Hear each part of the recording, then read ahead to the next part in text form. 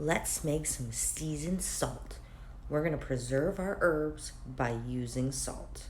First, collect all the herbs that you're going to use. Here, I'm making an Italian herb blend. So I have a variety of herbs. Chop them up real small.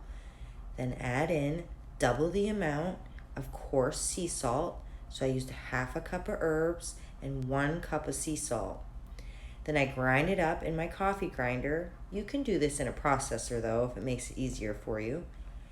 You can put it in the oven to dry out or put it on top of a heated cast iron pan like I did so it's easy to access and turn. It takes about an hour to an hour and a half to dry out depending how much you've done and how many herbs are in there.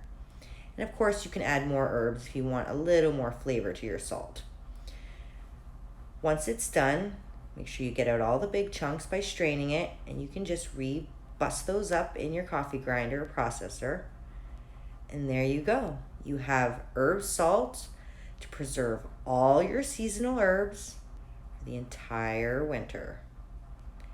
And if you can, put it in a fancy jar to make it look pretty. This is a great herb.